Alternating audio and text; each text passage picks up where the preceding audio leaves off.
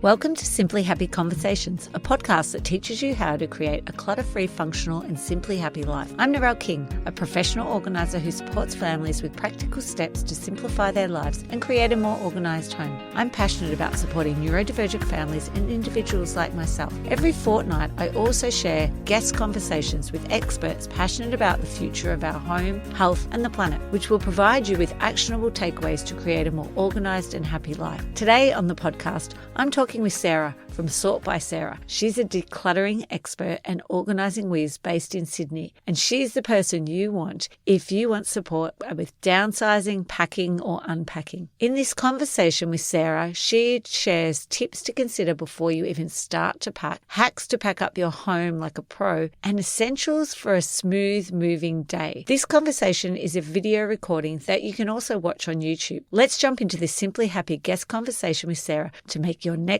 move smooth and seamless. Today on Simply Happy Conversations, I'm talking with Sarah from Sort by Sarah. She's a decluttering expert and organising whiz, and she's based in Sydney. And she is the person, if you are moving anywhere in Sydney and you need help downsizing, packing, unpacking, she is the person to be reaching out to. So today she's going to be sharing some hacks and tips to make out your next move a little easier, seamless and smooth. Welcome, Sarah. Thank you so much, Narelle. Thank you for having me. Oh, no, thanks so much for making the time to come on to talk about moving and what people can do, because it is a really stressful time for people. Let's start so that people can get to know you a little bit. If you were a Barbie doll, what two accessories would you come with? Ooh, really fun question. I love Barbie. Professionally, I think the thing that I use most in my toolkit is painter's tape. So, the blue or green tape. Yeah. I use it for absolutely everything, especially when you're moving. So it's used on furniture because it doesn't mark the furniture to show removalists where to place furniture in the new home. I use it when I'm setting up a kitchen. So the client, I'll actually mark glassware, tea and coffee plates, because it's a new setup in a kitchen. So it's just a really quick, easy way to make the unpack really efficient for us, but also for the client to know where to find things. It's great if you have a move and there's items going to storage or to another destination. So I use different coloured tape for different destinations. Secondly, Barbie accessory, definitely chopsticks and a soup spoon. Oh, what is that significant? What is it about the chopstick? And I don't know. I love food, but soups and noodles, they're pure comfort for me and a food group of their own. Oh, amazing. And you live in Sydney as well. So I do. I wouldn't have expected you to I love soup, and that's one thing I'm looking forward to moving into that winter period. But I wouldn't have thought people in Sydney would be as inclined to love soups as much. Oh no, it's everyday lunch most of the year. Yeah. Oh, wow. So that would be really useful too, the work that you do, to take a flask with soup in it with you as well, and quite easy and nutritious. Absolutely. I love it. Yeah. It's actually how I love to spend, especially when winter weekends, is making a big pot of soup for the week. Yeah. Same on the weekends. So what strengths do you bring then to the business, especially around obviously the packing, that type of part that you really love doing and you do most of? Sure. And helping people move? Look, like you, I'm a professional organizer. So, I help people with overwhelm. And we all know how stressful and time consuming moving is. It's paralyzing for a lot of people. I think my strength is really bringing calm and clarity to the entire moving process. And it's almost that reassurance. I think that's my superpower, is just, showing that I'm in control and everything is going to be okay. Yeah, that's fantastic. And that's what people need, don't they? So then it's almost like Absolutely. You can see their shoulders go down and go, oh, yes, she's got this. She's going to look after me. And obviously being really organised as well. Have you always been a really organised person? Yes, in certain parts of my life. Look, admin paperwork, not my strength. I will run a mile from that, but the logistics, the planning, the big picture, definitely where I feel most comfortable. Yeah, and that's what you need to actually facilitate a really successful move, isn't it? And having this, like a professional like you doing that, makes all the difference. So then tell us, what do we need to consider before we even start packing? What would be something that we need to do before we even start packing? Because there's so many things, isn't there? Look, there's so many things to do, but like there's probably two things that you can do that are really going to set you up for a successful move. People really underestimate how much stuff they have. When they see their life in boxes, it's it's pretty confronting stuff. So, I think the average move for a three bedroom home, couple of kids, is probably anywhere between about 80 to 100 boxes.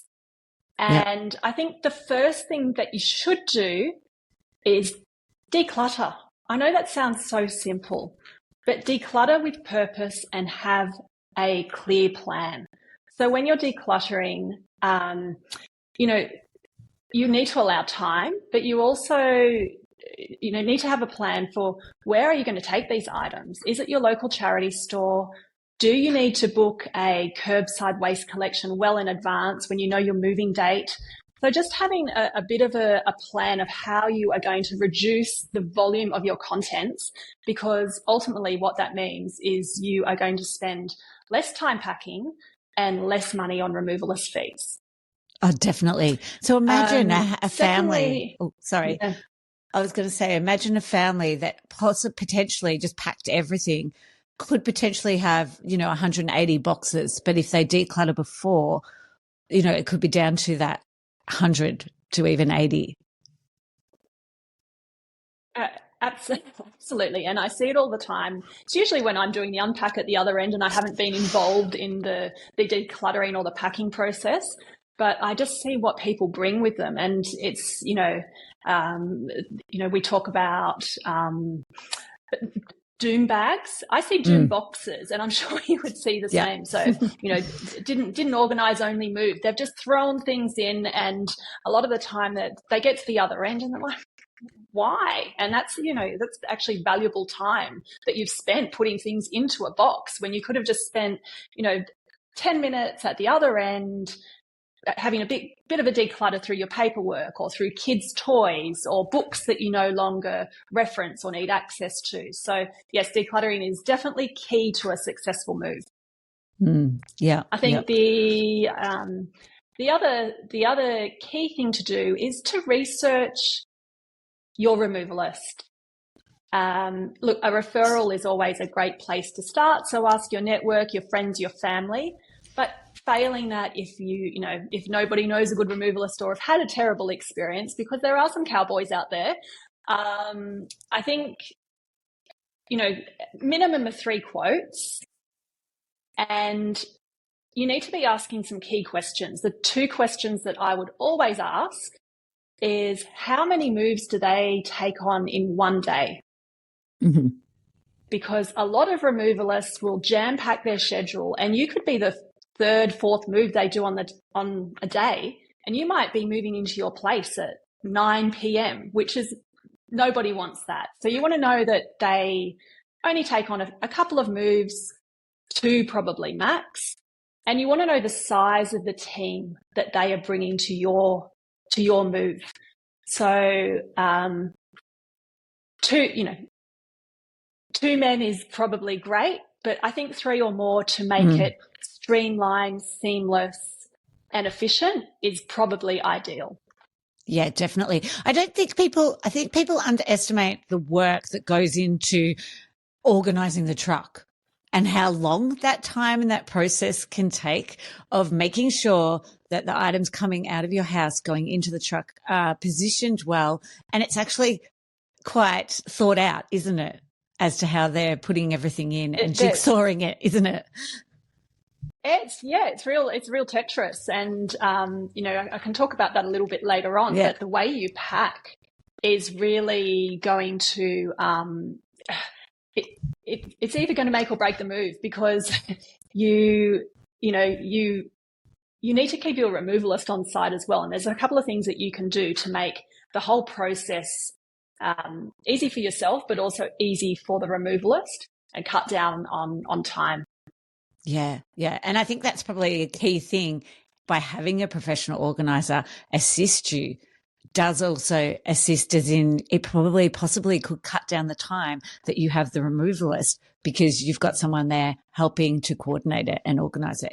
That's been my experience when I've helped as well. And then I've done some where I've got prepared, but not done the actual moving day. And that's when they were ringing me the next day, because they just dumped it all in the garage, and now we need someone to come and reorganize it and put it in the house in the right rooms. Yeah. So we can't find anything. Yeah. I think the other thing with removalists as well, when you're talking to them, is most charge what we refer to as base to base. So if you're choosing a removalist that is on the other side of town and it's going to take them an hour and a half in peak hour traffic to get to your place, you're actually paying for that time. You're also paying for the time at the other end. So that could add 2-3 hours if if it's not a fixed rate that you've negotiated, if it's been charged by the hour. So, and that is very standard. But the aim, when I'm looking at a move and working with a client, I want that move to be as efficient as possible. So we only have the removalist for 5-6 hours, not 7-8 hours, because we are really organized. Yeah. And have everything set up before they even arrive. So what about tips and hacks that you would share for packing up like a pro? Like, there's a couple of tips that I can think of, but I'm sure because you do it as your main, that's one of your main, forms of work. What are some of your tips that you use with clients? Oh, look, I could talk for hours about this. So I'll just try to give you the top tips. Look, back to the moving truck and how that is packed. You need to have most of your items in boxes. So if you're using the same size boxes, it's modular. They can pack the truck really efficiently. And one thing I see a lot is people have just got things in bags, or they've got lots of loose items. You need to be able to have the majority of your items in boxes.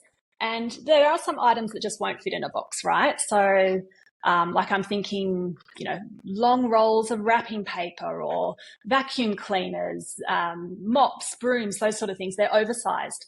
So what we do is we just use a standard T-chest box, a large box, and we put the flaps of the box up and tape around it. So we've created what we call an open box. And that's where we corral all those large, oversized items, rather than, the removalist going to the shed and getting the rakes and the brooms, and then into another room to collect the wrapping paper. It's all together and it fits in the truck really, really nicely. So that's one thing of packing like a pro.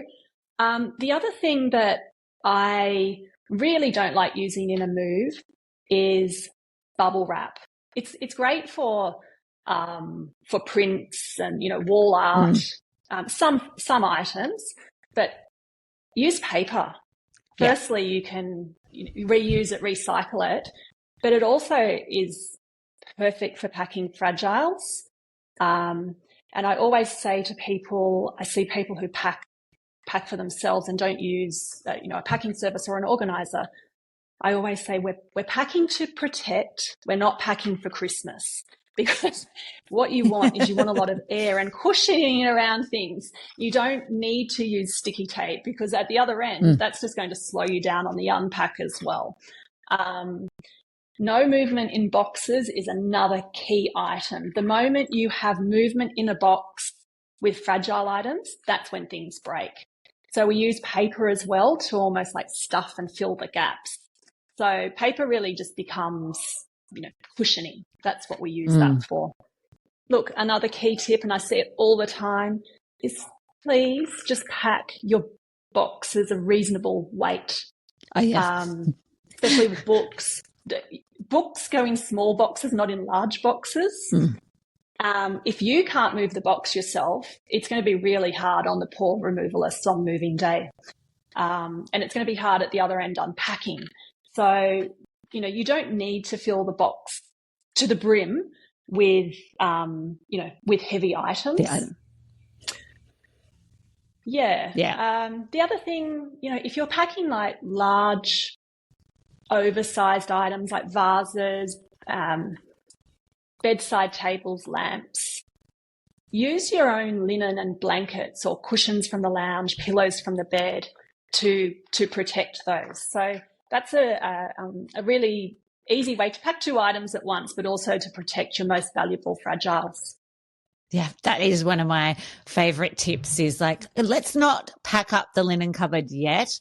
Let's use it as we're packing the boxes. It's last, and whatever's left, then we'll put it in its own box. But generally, it's going to be used up amongst all the other things that need protection, and even just to fill the top of the box so that the box, like sometimes it's like, I just need 2 more cushions or something New just towels. to fix that top. Yeah. Just to do the top of the box. Absolutely. Whereas other people would just put that over because that's finished to them. And I'm like, yeah, but you want it to be flat so that if something sits on top, it's not going to decompress down. Yes, I tend to, when I pack as well, especially with a kitchen, I tend to leave a lot of the boxes open until the last minute because you want to maximize the space in each box. So yeah, that's the way I do it, but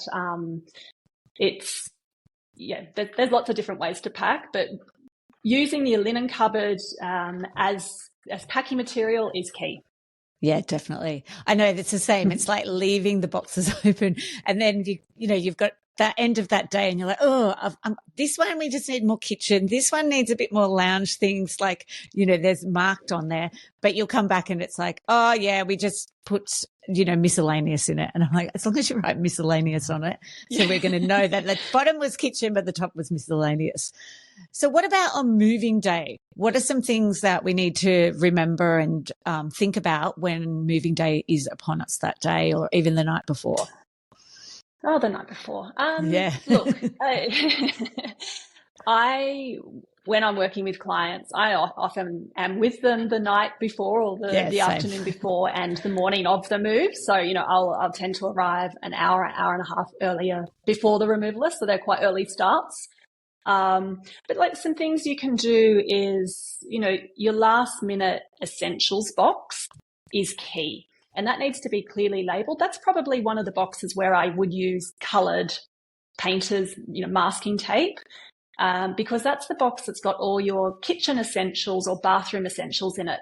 And it's the last box to pack up, but it's also the first box to open at the other end. So you have all your, your things to make your cup of tea, to brush your teeth, all the things that you'll need when you get to the other end. Also, I feel one of the things that people don't often think about is their bed linen. So they're sleeping in their bed the day before the move, and then you have quite a lot that comes off a bed. If you have mattress protectors, sheets, quilt cover, pillows, and sometimes decorative cushions. That can be like 3-4 boxes for a queen or king size bed. So actually thinking about how much space, the volume that is going to take up, and having either bags or preferably boxes made up the day before, so you can just strip the bed and pop those into a box. That's a really good way to be organised on the morning of the move. Fridge and freezer. I think one of the things, a lot of people, they eat their fridge down in the lead up to the move. Lots of people don't though. No. And there's a lot that comes out of the fridge. So, having cooler bags, eskies ready. One of the key things you don't need to do, you don't need to switch your fridge off. There's a myth that you need to switch your fridge off before the removalists arrive. It can just be switched off as the removalists are taking it out the door pretty much. It's at the other end that you need to let it sit for an hour or so for the gases to settle. But you don't, depending on how far you're moving, you don't need to unpack your freezer. So you can leave all the items in the... Yeah, it's a really good tip. So, leave the freezer as is. As long as it's closed, it's going to stay frozen for several hours. Have a think also about who needs to be where when, because and who needs access to keys. That is a big one that people come unstuck on all the time. They may only have one set of keys, or the removalists have got, fobs for lifts. If you can have a lockbox at the other end, so anyone can access it, because sometimes you've got, cleaners or trades. A lockbox, both ends preferably, is going to save you a lot of headache having to think about who needs access when, and it's going to free up your time. Yeah, that's a great tip. Even if it's like, not yours and it's rental, is those lock boxes that have the, it's like a lock, so you can put it on anywhere and then you can take it with you as well at the end. Yeah. That's a great tip. And then, they're relatively cheap. They're $30, $40 from Bunnings. Look, something we always do for clients, especially if they have children, is kitchen is always priority to set up, but it's the next area is the kids' bedrooms. We want them to arrive at their new home and instantly see their, the creature comforts and things that they feel familiar with. So we actually spend a lot of time setting kids' bedrooms up. So it's not just making the bed, but it's making sure that they have their favorite books, their favorite toys, that their little area in the bathroom is set up for them, so it instantly feels like home. Yeah, that's another great tip. Definitely, so that they feel safe coming into this new environment, because it can be quite stressful on some kids, just that unexpected, not knowing what to expect that day and even that night and where they're sleeping. Yes. Yeah. Too true. Yeah. So what if you were to give listeners one tip to be more organized? It can be more organized for a move or just be more organized in general. What would your one tip be? That's a good question. Just one? Just one. Just one. Okay. Look, because we've been talking about moving, I'll stick to moving. It sounds so simple, but clearly label boxes. I can't tell you, even last week I was working with a client who packed an essentials box. They needed to stay in an Airbnb because their settlements hadn't aligned. And so they had a week in an Airbnb and they packed their clothing in a box. But they didn't label it. And we had items going to short-term storage, plus we had items going to the Airbnb, and then we had a few items going to them. Look, it was a three-way move. It was quite complex. So, we just had this missing box because it wasn't labelled. It wasn't labelled. It's like we didn't know if it was in storage. We didn't know where it was. So, look, when you're labelling a box, the destination is key. So, sometimes people are moving from a home that, they had a garage at their original premises, but then they move to a new place and they don't. But they might have, a spare room, for example. So labeling for the destination so the removalist knows where to take the box in the new home. Or if you have an extra bedroom or one less bedroom. So clearly writing the destination on the label, and also just really, top line as to what is in that box. So, for me, writing kitchen on a box is just not good enough. Yeah, same. It needs to say kitchen, saucepans, fry pans, strainers. Yeah, definitely. I know. And if it might just have the one thing, it's like, if it's just got a kettle, it might have pots and pans and stuff, but it's like one of those important things has been placed in it. It's like, I need to list that there for you. Yeah, absolutely. And again, my favorite thing, painter's tape. I will use that for important boxes as well. So it's easy to identify. Not only for your essential boxes and for last minute items, but for TV cables, when you're setting up all the electronics, if there's laptops in it, they're all the things that people want access to right away. Like, you can't go without Netflix for one night, so you need to set the telly up, right? So having that box clearly marked and labelled is key to a successful move. Do you also use coloured tape for, how you can get these coloured tape for different people's rooms as well, just to help removalists, identify, oh, that's going in the blue room, that's going in the green room, that's going in the red room as well? Even though it might say something random on it, but just that colour. Yeah. I personally don't. I write, and I do it a little bit differently. I don't use a label stuck onto the box. Yeah. I use tape and I write on the tape. Sometimes it's because the boxes are being reused. That's the way I was taught how to do it. So I write on the tape itself. But yeah, having really clear destination instructions, like bedroom 1, bedroom 2, ensuite bathroom. But, one of the things I do too is when we arrive at the new home, before the first box even comes off the truck, I will walk the removalist team through the home, show them, what goes where, any special instructions. We've quite often looked at furniture placement because the client and I have sat down and thought about where the dining table is going to go, where the lounge is going to go. So that saves time as well.